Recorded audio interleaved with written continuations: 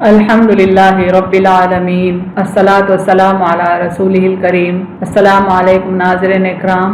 यसरनल कुरान नाम की आसान तफसीर का लेसन नंबर 2.126 है, यानी दूसरे सूरे का लेसन नंबर 126 और थीम है सूरह बकरा आयत नंबर 119।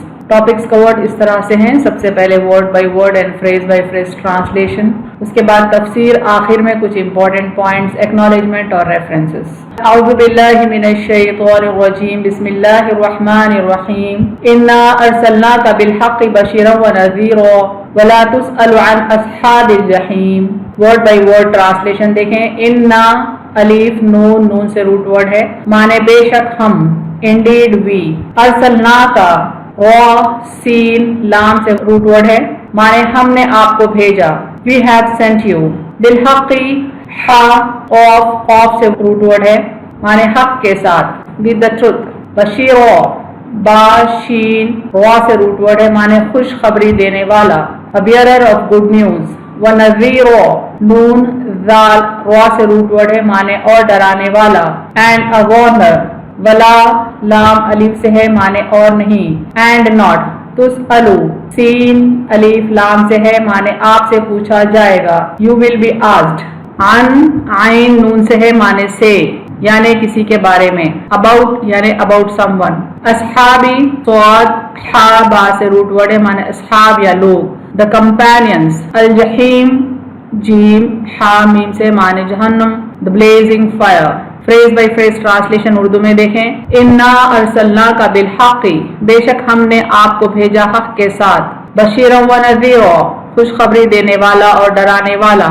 वला तुसअलु, और आपसे नहीं पूछा जाएगा, अन अस्हाबिल जहीम, जहन्नुम के लोगों के बारे में। कंप्लीट ट्रांसलेशन देखें। बेशक हमने आपको भेजा हक के साथ, खुशखबरी देने वाला और डराने वाला, और आपसे नहीं पूछा जाएगा जहन्नुम के लोगों के बारे में। Phrase bye phrase translation English में देखें। इन्ना अरसलनाका bill हक़्क़ि, Indeed we have sent you. बशीरन व नज़ीरा, अ bearer of good news and a Warner. वला तुसअलु, and you will not be asked, on अस्हाबिल Zaheem, about the companions of blazing fire. Indeed, we have sent you a bearer of good news and a warner, and you will not be asked about the companions of blazing fire.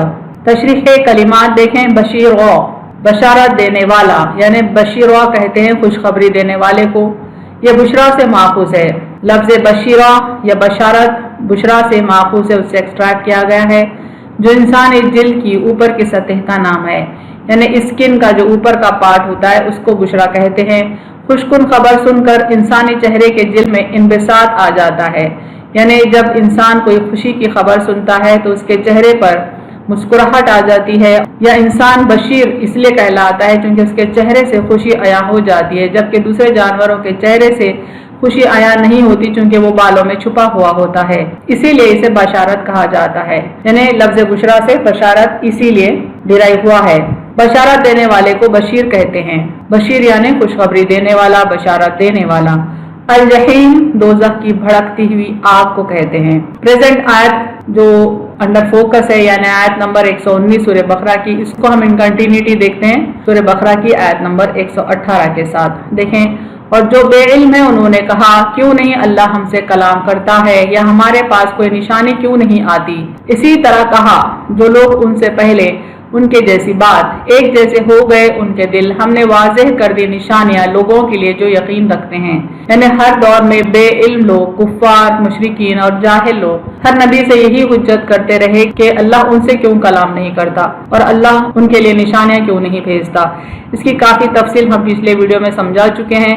अल्लाह ताला फरमाते हैं, बेशक हमने आपको भेजा हक के साथ, खुशखबरी देने वाला और डराने वाला, और आपसे नहीं पूछा जाएगा जहन्नुम के लोगों के बारे में।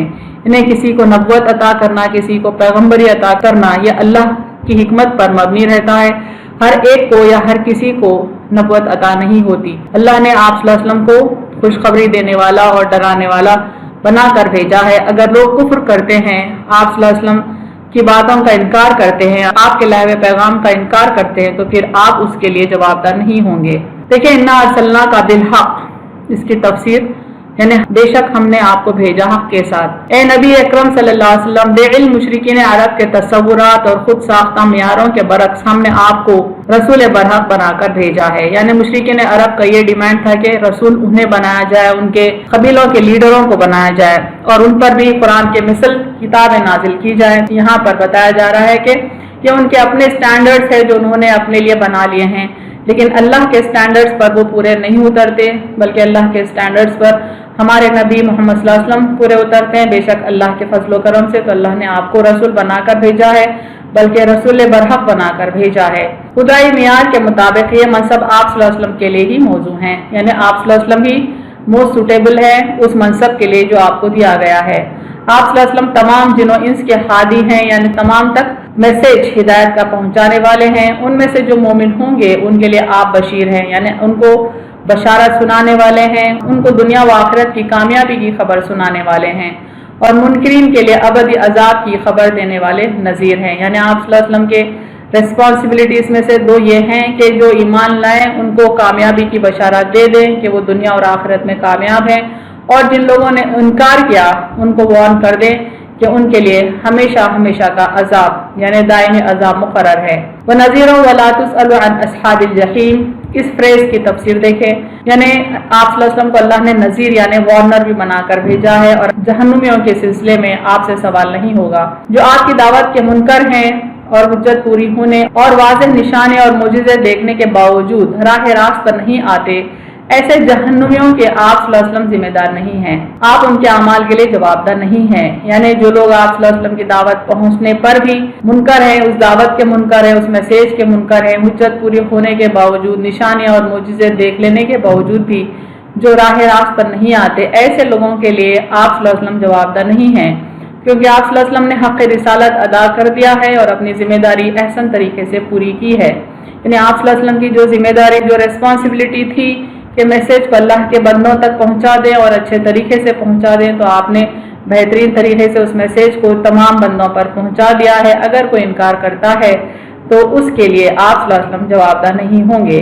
یعنی آپ صلی اللہ علیہ وسلم سے کفار کی بابت سوال نہیں کیا جائے گا، جیسے فرمایا فَإِنَّمَا عَلَيْكَ الْبَلَاغُ وَعَلَيْنَا الْحِسَابُ، بس آپ کی ذمہ داری تو صرف احکام پہنچا دینا ہے اور داروگیر کرنا تو ہمارا کام ہے۔ اللہ تعالیٰ فرماتے ہیں کہ آپ کی ریسپانسبلٹی ہے میسیج کو پہنچا دینا، لوگوں کو بھلے برے کی تمیز سکھا دینا، حق اور باطل کا فرق سمجھا دینا، البتہ لوگوں کو گرفت میں لینا اور ان کو عذاب دینا یہ اللہ کا کام ہے۔ اور مزید اللہ تعالیٰ فرماتے ہیں فَذَكِّرْ إِنَّمَا أَنْتَ مُذَكِّرٌ لَسْتَ عَلَيْهِمْ بِمُسَيْطِرٍ، آپ نصیحت کرتے رہیں، آپ تو صرف نصیحت کرنے والے ہیں، ان پر داروغہ نہیں۔ یعنی آپ صلی اللہ علیہ وسلم کی ریسپانسبلٹی ہے کہ لوگوں کو نصیحت کریں، حق اور باطل کا فرق سمجھائیں، بھلائی کے راستے دکھائیں، برائی سے منع کریں اور سزا جزا کی تعلیم دیں۔ اور آپ صلی اللہ علیہ وسلم کی ذمہ داری یہ نہیں کہ ان پر داروغہ بنے، ان کو سزا دیں، وہ ذمہ داری اللہ کی ہے۔ ایک حدیث دیکھیں، اس حدیث میں تورات میں آپ صلی اللہ علیہ وسلم کا جو ذکر ہوا ہے اس کی تفصیل آئی ہے۔ حضرت عبداللہ بن عمرو بن عاصی رضی اللہ عنہ سے حضرت عطا بن یسار نے پوچھا کہ رسول اللہ صلی اللہ علیہ وسلم کی صفت و ثنا تورات میں کیا ہے؟ تو آپ نے فرمایا ہاں اللہ کی قسم جو صفتیں آپ کے قرآن میں ہیں وہی تورات میں بھی ہیں، یعنی تورات میں بھی ہے اے نبی ہم نے تجھے گواہ اور خوشخبریاں دینے والا اور ڈرانے والا اور ان پڑھوں کا بچاؤ بنا کر بھیجا ہے۔ یعنی جیسا قرآن میں اللہ تعالیٰ فرمائے، ہم نے ابھی اس آیت میں دیکھا کہ آپ صلی اللہ علیہ وسلم بشیر بھی ہیں، نذیر بھی ہیں، تو تورات میں بھی یہ دو صفات کا ذکر آیا ہے۔ اللہ تعالیٰ فرماتے ہیں کہ آپ کو گواہ بھی بنایا گیا، خوشخبریاں دینے والا یعنی بشیر بھی بنایا گیا، اور ڈرانے والا یعنی نذیر بھی بنا کر بھیجا گیا، اور ان پڑھوں کا بچاؤ بنا کر بھیجا ہے۔ تو میرا بندہ اور میرا رسول ہے، میں نے تیرا نام متوکل رکھا ہے، تو نہ بد زبان ہے، نہ سخت گو، نہ بد خلق، نہ بازاروں میں شورغل کرنے والا ہے، نہ تو برائی کے بدلے برائی کرنے والا ہے بلکہ معاف اور درگزر کرنے والا ہے۔ آپ صلی اللہ علیہ وسلم کے بہترین اخلاق کا ذکر قرآن میں بھی آیا ہے، تو سارے بہترین اخلاق کا ذکر تورات میں بھی آیا ہے۔ اللہ تعالیٰ انہیں دنیا سے نہ اٹھائے گا جب تک کہ تیرے دین کو تیری وجہ سے بالکل ٹھیک اور درست نہ کر دے، اور لوگ لا الہ الا اللہ کا اقرار نہ کر لیں، اور ان کی اندھی آنکھیں کھل نہ جائیں، اور ان کے بہرے کان سننے نہ لگ جائیں، اور ان کے زنگ آلود دل صاف نہ ہو جائیں۔ یعنی آپ صلی اللہ علیہ وسلم کی تعلیمات اس قدر پھیل جائیں گی کہ دنیا کلمہ طیبہ کا اقرار کر لے گی۔ دین غالب آ جائے گا تمام دینوں پر، اس کا ذکر احادیث میں بھی آیا ہے اور تورات میں بھی آیا ہے۔ اہم نکات دیکھیں اس تفسیر کے، مومنین کو بشارت دینا اور کفار کو عذاب سے ڈرانا خدا کے نزدیک عظیم ترین کام ہے۔ یعنی جب ہم دین کی تبلیغ کا کام کرتے ہیں تو ہماری ذمہ داریوں میں یہ ہوگا کہ جو بندے ایمان پر قائم ہیں ان کو بشارت دیں اور جو بندے کفر پر قائم ہیں ان کو عذاب سے ڈرائیں، کیونکہ یہ دو کام اللہ کے نزدیک بہت بڑے کام ہیں۔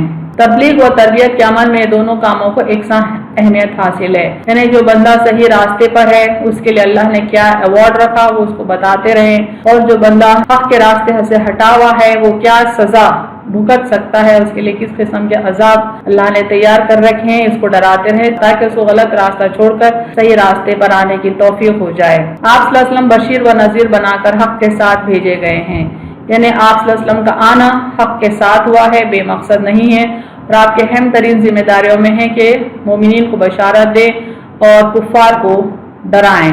رسول اللہ صلی اللہ علیہ وسلم کا کام حق و باطل کی صحیح نشاندہی کرنا ہے، نہ کہ ایمان لانے پر مجبور کرنا۔ آپ صلی اللہ علیہ وسلم داروغہ بن کر نہیں آئے ہیں، لوگوں کو گرفت میں لینا اور سزا دینا آپ کی ذمہ داری نہیں ہے، بلکہ لوگوں کو حق اور باطل کا فرق سمجھانا آپ کی اہم ترین ذمہ داری ہے۔ لوگوں کو نیکی کا راستہ بتانا اور برائی سے روکنا صرف انبیاء اور ان کے نقش قدم پر چلنے والے ہی کر سکتے ہیں۔ یعنی جو کفار اور مشرکین چاہتے تھے کہ ان کو رسالت اور نبوت عطا کی جائے، ان سے یہ کہا جا رہا ہے کہ لوگوں کو نیکی کا راستہ بتانا اور برائی سے روکنا تو بے شک انبیاء علیہ السلام کر سکتے ہیں، اور وہ لوگ کر سکتے ہیں جو ان کے نقش قدم پر چلے ہیں۔ لوگوں کو صحیح راستہ بتلانا ان لوگوں کے بس کی بات نہیں جو بذات خود حق کے راستے سے ہٹ چکے ہیں، جو بذات خود باطل کے راستے پر قائم ہیں اور گناہوں میں ڈوبے ہوئے ہیں، بلکہ وہ اللہ کی نظر میں لعنت زدہ ہیں۔ ایسے لوگ رسالت کے لیے سوٹیبل نہیں ہوتے، بلکہ ایسے لوگ عذاب کے لیے سوٹیبل ہوتے ہیں۔